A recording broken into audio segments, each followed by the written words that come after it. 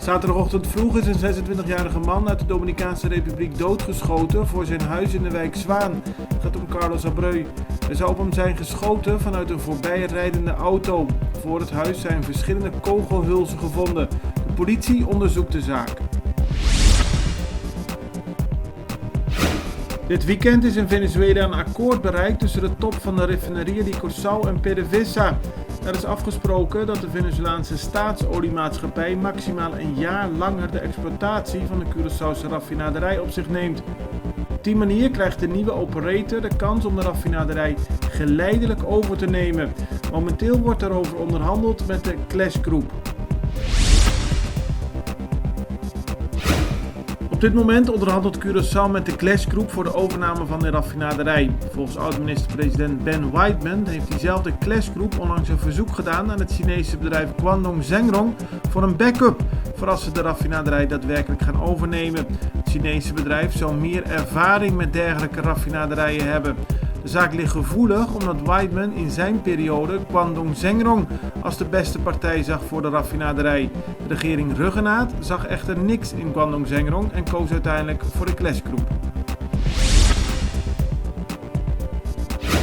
Niet voor de eerste keer is een strandtent op Curaçao dit weekend slachtoffer geworden van een brutale inbraak. Bij Daiboy hebben onbekenden een gat geslagen in een van de opslagplaatsen. Van daaruit hebben ze heel veel spullen weten weg te halen. De eigenaren zaten met de handen in het haar en vragen zich af hoe het komt dat elke keer strandtenten op Curaçao het slachtoffer worden van diefstal.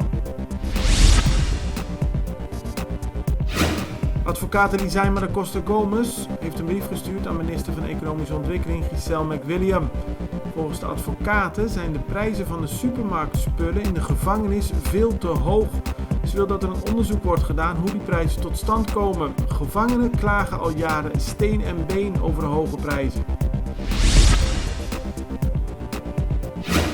De agenten Bart en de Lanou werden dit weekend in het zonnetje gezet door de ouders van de baby Mohamed Kadoura. Die was vorige maand in het zwembad van zijn ouders terechtgekomen en dreigde te verdrinken. Dankzij snel ingrijpen van de politieagenten is het leven van de baby gered.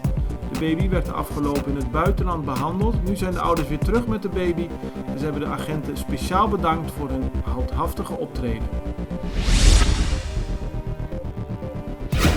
Morgen is het internationale dag voor mensen met een beperking, maar op Curaçao werd gisteren al de Parranda di Alegria gevierd.